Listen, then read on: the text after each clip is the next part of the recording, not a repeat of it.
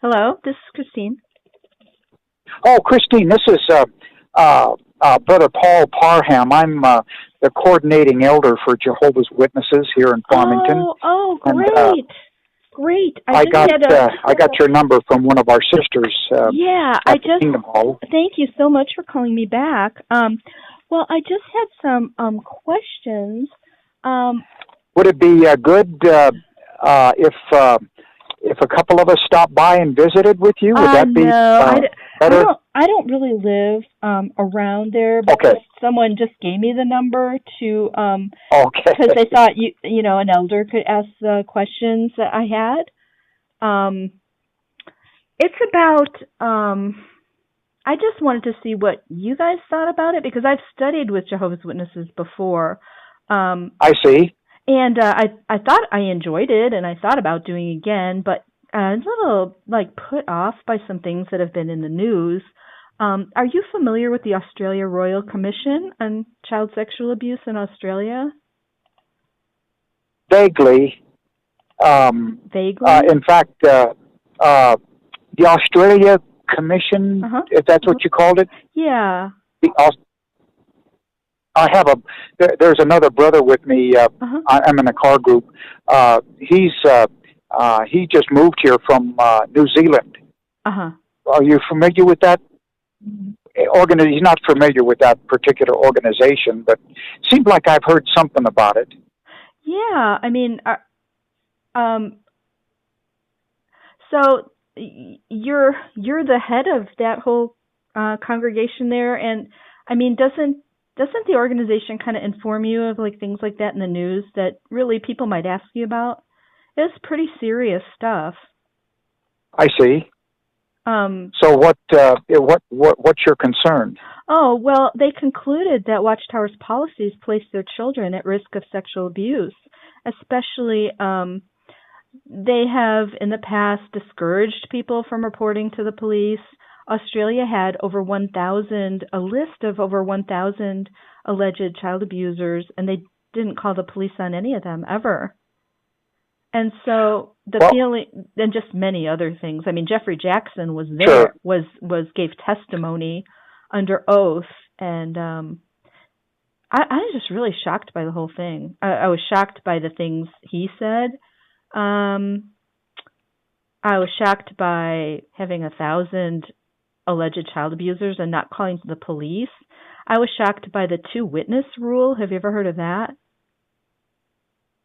The two-witness. Oh, yes. Yeah, they talk. Yes, about I am that. familiar with that. Right. That's a Yeah. biblical. That's a biblical principle. Yes. It's not really in the case of a crime, such a serious crime that would rarely have two witnesses. You know, like one thing the guy that was prosecuting them or examining them, one of their main lawyers. I see. His name was Angus Stewart. He brought out the example, I think it's in Deuteronomy, of a rape. And, that crying out thing assumes that people would be around, but she was in some remote field or remote area. And the man was prosecuted in the Old Testament. So what he was saying is it's not really as simplistic as that. And it's such a hideous crime, and it would rarely have two people watching, Oh, yeah, right. I can understand your concern. I have a daughter. She's grown up now, and I have a little granddaughter that's 8 years old, Mm-hmm. and I know that is my wife and I in particular, were very conservative in our protection for her, especially as she was growing up and through her teenage years. And it would just devastate me if there was some kind of situation that involved my daughter. And but I got to tell you that speaking with authority, because I've been involved in a number of these cases over the years. I've been an elder for our congregation, the presiding elder for the last 45 years, and I've been involved in a number of these cases. And I got to tell you that Jehovah's Witnesses, among not only the world's religions, but even the world's organizations are have the most strictest policy. No, they concluded exactly the opposite, and it seems like also that they said that they actually shelter them is what the policies do, and they also brought out that elders, they're not really equipped or qualified to investigate into that, and if there wasn't two witnesses, they just tell the person to leave it in Jehovah's hands. This other thing came out also recently from the BBC. You might be really interested in watching it. It was about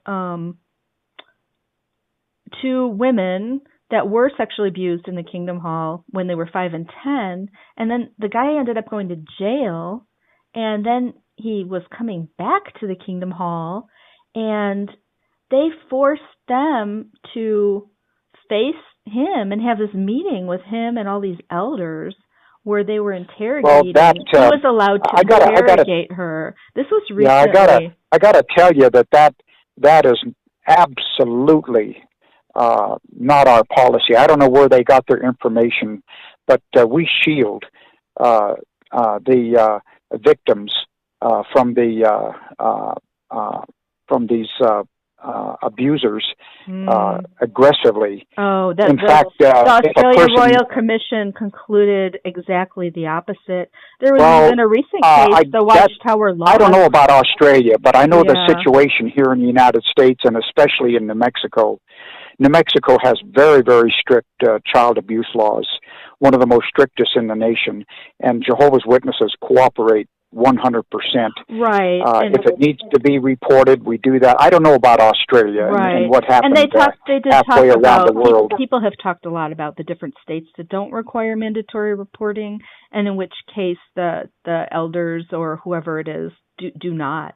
That they're instructed to call the legal. But we do encourage the parents and the relatives. We do encourage the parents and the relatives to seek legal advice and direction. That's very disputed also. There's literally hundreds of testimonies where... No, it is not disputed. It is here in the United States, and especially in New Mexico. Like I say, you're talking about a country halfway around the world. No. I'm saying in what the United is going on States, here in our local community? Also. There's literally probably 1,000 I think your information is either being embellished upon, being exaggerated, but what you are saying is totally. I can speak with authority as one of the principal overseers in Jehovah's organization. I can speak with authority that everything you have said is totally against our policies. Our children are protected aggressively by the congregation. If there's an abuser, he is dealt with judicially and even disfellowship from the congregation. Even if there's not two witnesses, what if there's not two witnesses that they've had that rule for a decade? Well, if there's a confession, if there's a confession. No, what if there's not? Why don't you call the police? Why don't you call the police to investigate it? Or immediately. I mean, if someone was murdered, would you say you're going to look into it, or there wasn't two witnesses to this dead body, and so you're just going to leave it in Jehovah's hands? Well, listen, it's a crime on that level. I've been one of Jehovah's Witnesses for 60 years, and I got to tell you that, especially raising a family, a young daughter in this organization, protected her from so much of the evil and wickedness and satanic abuse that this world is forcing upon our children. Sex education in the schools, the programs that you see on television, the movies, the books, and I am so thankful that I raised my daughter as one of Jehovah's Witnesses, and I would not do that. I would not have it any other way, because there is no organization on this earth that protects their children more than Jehovah's Witnesses. And I don't know where you're getting your information from. It sounds like many people there in Australia, official lawyers and investigators. Forget about Australia. We live here in the United States. They have the exact same policies. They're in an elders manual that they examine. No, they don't. Oh, they have different ones? This is well, it sounds like you're being a little argumentative here, and so I'm going to end the conversation. But You can. It, I also find it really shocking that you don't even know about it. It's just kind of like Jackson. You know, he went in there to testify. He hadn't even read. you have a nice day. He hadn't even read the two witnesses that told their story.